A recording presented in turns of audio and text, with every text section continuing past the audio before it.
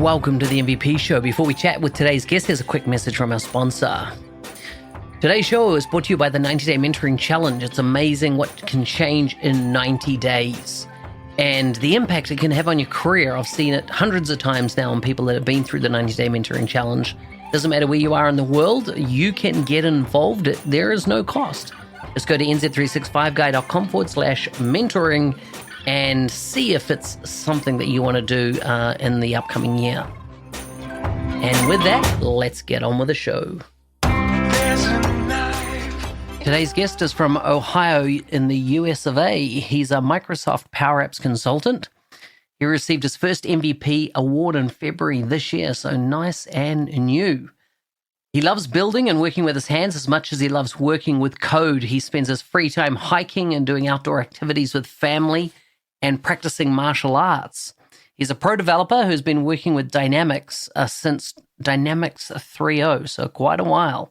He started his career in IT as a business analyst, project manager, and over the years became more technology focused, moving first into roles in SharePoint developer and then Dynamics in the Power Platform. His client's focus has mainly been on the US government, and he primarily works within the GCC cloud space, which adds additional challenges when architecting solutions. You can check him out on Twitter at Power Apps Raw or his blog, which is powerappsraw.com. Richard Wilson, welcome to the show. Hey, Mark. Thanks for having me. Good to be here. Yeah, great to have you on. The GCC cloud, what does GCC stand for? I know it's government. Government cloud. It's Microsoft's basically for the U.S. government. They have different versions of it. So, it's a difficult space to work in sometimes, but it's getting better and better every day. So it has constraints. Yeah, but those constraints are getting less and less. So Microsoft's doing a much better job getting their cadence going. So it's about a six month difference between commercial and GCC now. Gotcha. So tell us a bit about you, family, food, and fun. Well, when you're not working, obviously the martial arts, the hiking, what else do you do with your family? Yeah, I mean, with everything that was going on the past year and a half, a lot of that was we really tried to go out and explore as many parks as we could. We're blessed with lots of land out here. Lots of parks that have over, 600-700 acres, lots of trails. So really just trying to get out and get back to nature, that was a big part of the last year and a half and doing that. So, getting the kids to, go creeking all the time, catch crawfish, just kind of getting back to basics. Plus when you're in the woods, you're social distancing. So, so true, right? So true. I always like to know what's the food, that you eat in your locale. Like what's that favorite dish that kind of stands out for you? Honestly, my wife and I lived in the Northern Virginia area for about 10 years. And before moving back to Ohio, we both grew up here in Ohio and moved back. There was a lot of food stuff we found there that we've just been trying to find back here in Columbus. There's not as many choices. So recently we just rediscovered a couple Korean restaurants here in Columbus. So we got some bulgogi and, a little bit of soju. So some good stuff. Nice. Very cool. So tell us about your story, from your education days through to how did you get into tech? What was that journey for you? It's obviously, I take it was Dynamics CRM 3.0 that was it Microsoft CRM or they already changed it to Dynamics then? I think it was still just CRM at that point.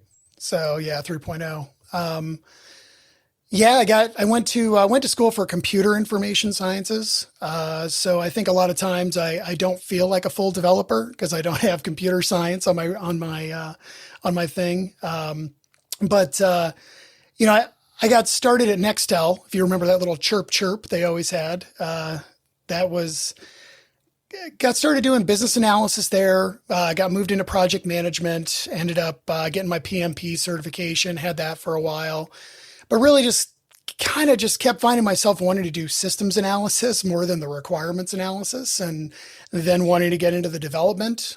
So I really started hanging out with the developers more, getting into that. Moved on to a job where I started doing SharePoint. Worked for a couple companies that did a lot of governance with SharePoint, surrounding SharePoint, really getting tagging and metadata and helping people make it not just a dumping ground for their documents, but making it usable. Got into building web parts and, learning C# more. And then one day I was at a SharePoint company I was working for, and they decided to start up a Dynamics practice. And, the practice manager just turned to me and said, "Rick, you're my guy. You're going to help me do this." So that was it. I got hooked, immediately. We were doing a lot of pre-sales, starting up a new practice. So, a lot of it was, I saw it as the low code evolution then, I looked at this thing. I'm like, I can add these fields, build these interfaces, build these views, and not have to write a bit of code until, occasionally having to write some web resources. Right. But yeah, I thought it was the start of the low code, revolution. Well, I think it was, right. It just, nobody really defined it as such back then. Yeah. So I kept doing that, moved into pro code, doing plugins, all that other stuff. So yeah, it's been just kind of kept with the pro code stuff now. Wow. And so what are you doing now?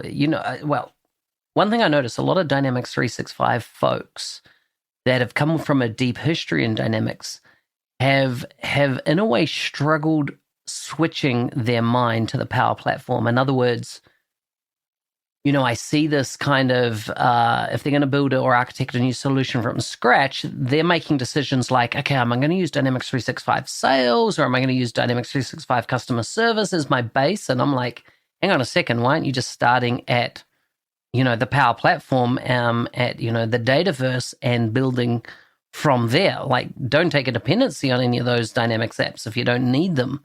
How have you found that transition from mindset of Dynamics 365 to just starting with a clean, Power Platform environment? Honestly, with most of the solutions I've built in government, most of them don't usually start with that anyway. You're not starting with sales. Customer engagement, you might, just because queues and help desk stuff like that is a common scenario. But for the most part, what I've built is custom applications. So I've usually started with custom entities and kind of gone that route anyway. The one ISV I worked for, Bermuda, we had over 1,200 entities in our solution at one time. So Microsoft would occasionally call us up and ask for copies of our solution just because they'd use it as a test bed for trying out large solutions, figuring out if the imports would work, things like that, some of that testing. So, but yeah, I honestly, I usually don't even start with a base. So for me, it hasn't really been too much of a problem. Mm-hmm. It's funny you say entities there, and it's one of the words I wish they'd kept rather than going to tables, because an entity explains so much more than just a table, I feel. And an entity you can relate to, a real physical world. But a table is it's kind of sterile, I feel, in describing what it is. Well, and it always makes me think about Microsoft Access too, when they say tables, and that's the last thing I want to work on. So, so true, so true. So you talked about the nuances working in the government cloud, and I know more and more countries are having rolled out a government cloud. I know in Australia there's the government cloud solution there, which is for non-classified content. What tell us about the ease of use, access, that type of thing of working in the GCC.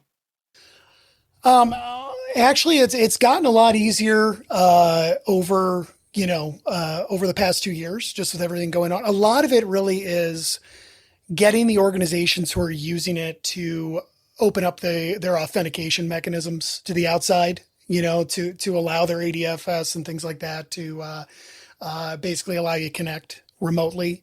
It's gotten a lot better.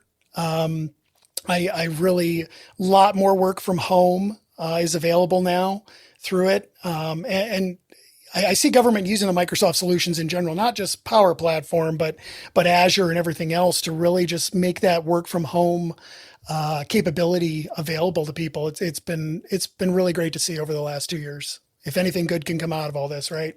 Yeah, yeah. So true, so true. It's definitely changed the way we've worked, right?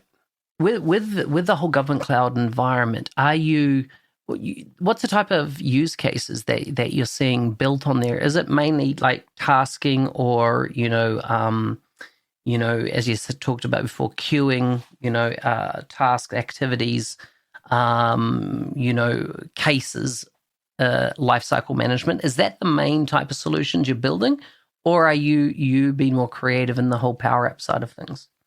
It's kind of all over the board. I mean, there's scheduling's a big one. There's always a lot of scheduling going on. Finance, things within the finance areas that happen in government. There's a lot of, obviously rules and regulations around that. In fact, I think people in the finance industry who work with Power Platform in finance could probably draw a lot of parallels to what we have to deal with, in government and stuff like that, with all the regulation and the red tape that comes along with that and everything, getting things approved. Yeah, I mean, there was even things, again, with COVID and everything, just getting solutions built up. Everybody was trying to figure out where their people were and what they're doing every day, if they're in the office, not in the office. So a lot of that stuff going too. It's been a little harder to use Canvas apps at a lot of the government places, government institutions, just because of the licensing they currently have. A lot of them are really still on the older team licenses.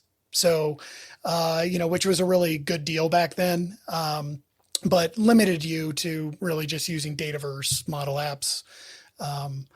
But that, as these places start buying the new licensing, you're going to see more of that. One of the ways I've gotten around that a lot is just embedded Canvas apps. In fact, that whole idea of just bringing model and Canvas together, I think is so important in the future for so many reasons. I think for marketing, it's going to allow Microsoft to finally have a better marketing pitch for everything, instead of having to explain, here's Dataverse, here's Power Apps, here's Dynamics, right? I think bringing that together, I think the new app designer is really intriguing for me. Custom pages, things like that. So I've really been trying to use those embedded Canvas apps to kind of bring the Power App stuff into what I'm able to do right now. Yeah. In the government side of things, do you come across Lotus Notes much? I used to. Definitely. I mean, the one company I was with, we had built a solution to generate, to pre-populate Lotus Notes documents and things like that. Really don't see it much anymore, though. Mm-hmm, mm-hmm. Interesting.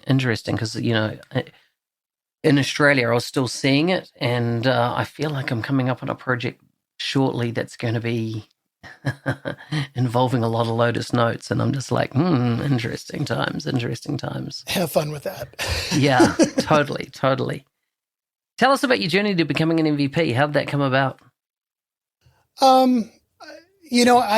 I've been blogging for years, since probably like 2009. I started blogging just for myself. I have a problem and just want to actually remember a year down the road what the solution was. So I just started blogging by myself. And then about 3 years ago, I started working at Accenture. My manager there was Phil Topness, who's on the Microsoft PowerCat team. Totally. No, Phil, yeah. Yeah, he's a great guy. He kind of pushed me, to just put myself out there more. He and I, we did a session over at Dynamic Saturday in DC called AI Builder, Built Before Your Eyes. And we basically just went through all the 4 AI builders that were available at the time. Just went through and did a demo of, utilizing every one within an hour, within our time. And it was great. Phil has a good sense of humor. So he was not at all objectioned or did not object to my fictitious company, which I created called Whoopee Inc. We sold whoopee cushions, rubber chickens, and snakes in a can. Yeah, we wore clown wigs during the presentation and handed out a bunch of whoopee cushions. So it was a lot of fun.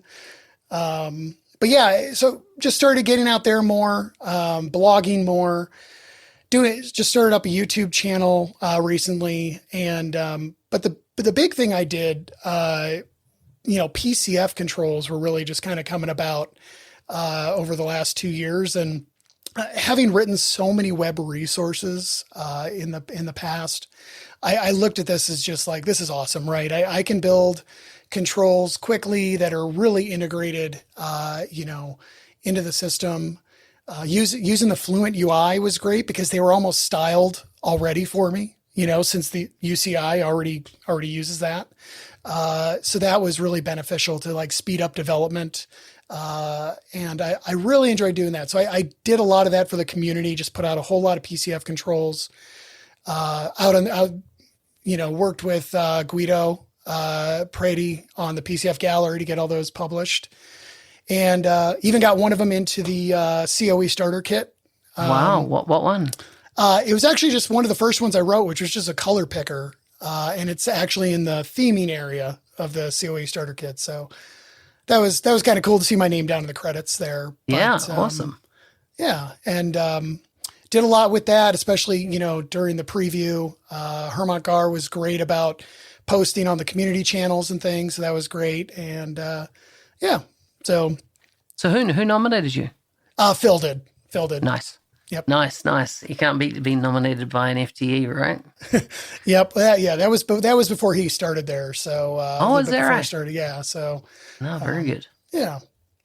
What impact has it had on your career? As in, I know it's early days. You're a few months in, but are you noticing any difference? I definitely noticed more people reaching out to me, obviously LinkedIn, Twitter, things like that. Sometimes in meetings, they will throw it back at me and just say, "Hey, Mr. MVP, what's the answer to that?" So that's always fun. Overall though, yeah, I think in the end, it'll be really good for my career and it's fun. It's great getting to see some of the preview stuff, I think that's enjoyable, although it's really hard not to talk about, once you've seen it. So, that you got to keep all the excitement bottled up. Totally. But it's just fun meeting other MVPs, getting to know them and getting help when you need it too. Mm-hmm. So what's top of mind for you these days? What are you focusing on in the coming months, kind of from a developing skill set, that type of thing? One of the things I've started to get into IoT. I just built out, I love the old 1960s Batman. And I've always wanted my own bat phone. So I decided to build one. Just got a Raspberry Pi, did a little antiquing to go find an old phone, kind of put all that stuff together and been using the Azure IoT services to kind of get that going. It was pretty cool. It's just so easy to get that going with Power Automate. So I have a little Power Automate whenever I get tweeted at and things like that, it'll ring my phone in my office. So that's it. That kind of stuff's exciting. And I'm always just looking to find all the surrounding technologies with Power Platform, and every time I see something being integrated in that's new, I think that kind of spurs me on to want to go out and check that out. I like it. Yeah. So good. Have you done anything in the IoT side with home automation or anything like that? Nothing with the Azure IoT side. Personally, I use a lot of stuff. I use a lot of like Ring cameras and stuff like that, but nothing too much with the Azure side yet. Working on it. Awesome.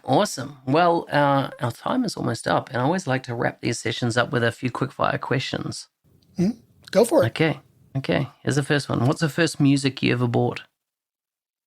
Weird Al Yankovic. No way. Dare to be Stupid. Well, it was the first CD I ever bought. So Yeah. Man, it's a long time since I've heard that guy's name. What's the most embarrassing thing that's ever happened to you on a date?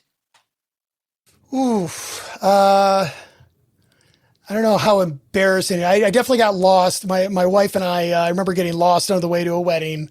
And instead of being embarrassed, I actually I sucked it up and I went inside a gas station and actually asked for directions. So Classic. What are you most looking forward to in the next 10 years? I don't know about the next 10 years, but over the next year, I'm excited to start traveling more again. My family and I are planning a trip to Stuttgart, Germany here next year, and England and a couple other places. So excited to travel Why again. Stuttgart? Out of all the places you go in Germany, what's your rationale there? My sister's stationed over there right now. So get some Gotcha. family time in and get the kids to see Europe for the first time. Should be fun. Yeah, because I mean, it's come up twice this week on podcasts, specifically people going to Stuttgart, and it was around the military. And both, as I take it, your sister's in the military. Yeah, she is. She's Air Force. Yeah. So interesting. I didn't realize that. I take it the US has a base there or something. They do. Yep. Yeah. Yep. Awesome.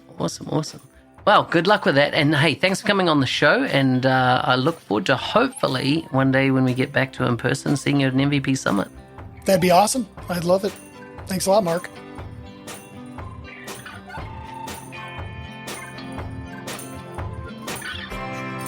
Hey, thanks for listening. I'm your host, Business Application MVP Mark Smith, otherwise known as the NZ365 guy. If you'd like to leave a review for the podcast, please go to nz365guy.com/review and leave your feedback. I'd love to hear it, love to see it. It always inspires me to keep doing this. Well, so stay safe out there and see you next time.